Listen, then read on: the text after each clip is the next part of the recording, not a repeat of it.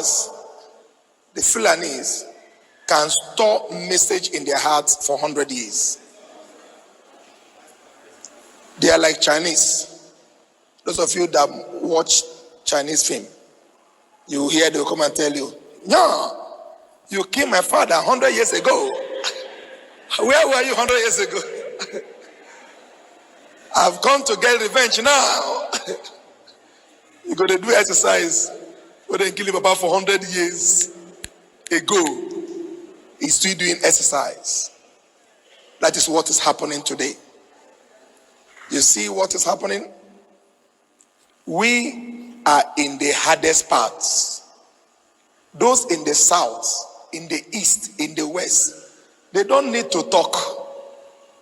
We are the one to talk because we are the one passing the hotness part of it. Person will not see anything, say don't suffer. But we were there inside the hot pots. What are we saying? We are not only in northern region, we are in the Basa local government you are hearing. But God is keeping us. But those in the east are running. I said this long ago. I said those in the west will be running. Those in the south will be running. I said, but we in the north, especially here in Basa, will be enjoying.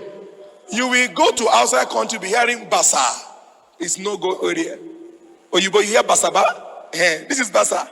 But look at Oyibo, inside Basa, there is no problem. But in the west, there is problem. In the south, there is problem. In the west, there is problem. But all of them come. 7 of our daughters that could have been in this program, they told them, Basa, Basa. They are still in airport calling us. Daddy, road day, road no day. There is road. Look at people in the church. Road day. Where road no day, ma? Now the west, now the south, and now the east. Here where it abide there, that is road. This is what we call wickedness of the wicked. You know, you can imagine this pastor, giving the people hope that they are the ones inside the middle of the storm, referring to those who are in the other parts of the country, that they are not even seeing or experiencing what they themselves are even experiencing there, and we are shouting. Of course, when you are not used to that kind of a thing, you don't expect people to just take it like that, something that has not been happening with you. But you that you have been experiencing it, it has happened over and over again. So you don't even see anything wrong in that. And most of the time, when people begin to reason or surprise that these people who are still there, how do they manage to live there? That means you are going to be living in constant fear. Constant fear. And I believe that a lot of them have just believed that, okay, whatever that comes out of this whole thing, we are going to take it like that. And again, one thing is that from the genesis of what is said, it's just still revenge. When people don't have a forgiving heart, and when those who think that they are so violent in nature, even there are some people you don't even offend them, but they just pick offense against you because they have ulterior motive. And that is why it is difficult when people begin to say, oh, those who are always crying, oh, these people, they have taken our land, they are doing this, they are killing us, whatever. And people say, why can't you fight back? Why can't you fight back? And what I believe is that if you have evil intention in your heart, it will be very, very easy. And that's why you hear them say that, oh, these Fulanis, they don't forget. They don't forget. Because at the end of the day, most of the time, every time, what they want to be doing is just wickedness. Because if you have time for good things, you will not be able to do it. Or if you have evil agenda, or you have that tendency of doing good, it is that evil. What you are going to be thinking of other people is on how to get them down. But if you don't have that kind of spirit, it will be difficult. And that's why you see that it is very, very difficult for people. Not that they don't even want to revenge. You see what happened in Rigwe. Oh, they said it was the Christians or some people, it was a reprisal attack that occurred. You can't see that these people are going to be doing all these things, or they want to be fighting, they want to be taking, if at all, because we can't even say for a fact that was what happened. But that is what the Fulanis are saying, that they kill their people. These guys have been folding their hands. Those who are non Fulanis, they've been folding their hands. and expecting the president to do something, expecting the government to do something. But what do? Nothing. You see the incident that happened last week in Jos after the Fulanis, according to the Fulani travelers, after they were being attacked. Buhari came out and said he lost appetite, according to Patami. Immediately, the presidency issued a statement. But after then, did they say anything? Then you are now blaming Otom for accusing Buhari of having hand in all of this. It is evident, unless maybe you are just trying to be afraid, or you are economical with the truth.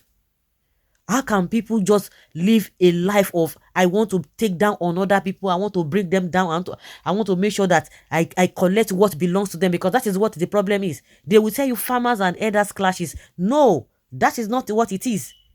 And I've said it several times. Have you ever seen farmers going about with a AK-47?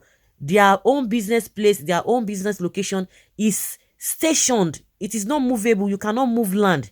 But it is these people that move from places to places, going to people's farms to go and destroy. And you will tell us that it is farmer headers clashes.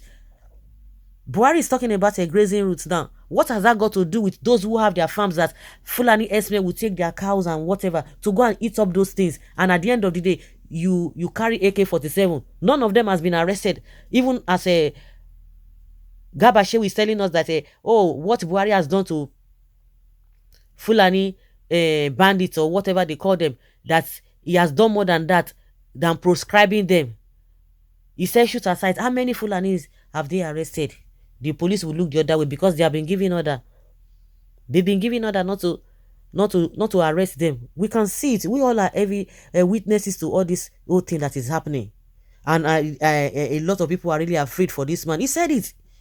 He say they will say they did this. I mean, why they are the ones that will start all of this problem. You think if other tribes are as wicked, as violent as they are, you think Nigeria will still be what it is today? I don't even know the agenda of Buhari. I'm asking because I don't even know what he wants to achieve. At the end of the day, we were dealing with corruption, we're dealing with other impunity and what have you. But see what he has added to Nigeria's problem as we speak. See what the problem he has added to us as a people. How do we get out of this? Prime Minister Ayodele was saying that, for Buhari to even hand over to any Southerner in 2023, that is going to take a miracle. God knows how he does his own thing. Now you see Buhari, IPOB now is calling them thieves, that they are not freedom fighters. They are thieves. You can imagine such a statement. So guys, let's hear your opinion and know what you think about what this part was.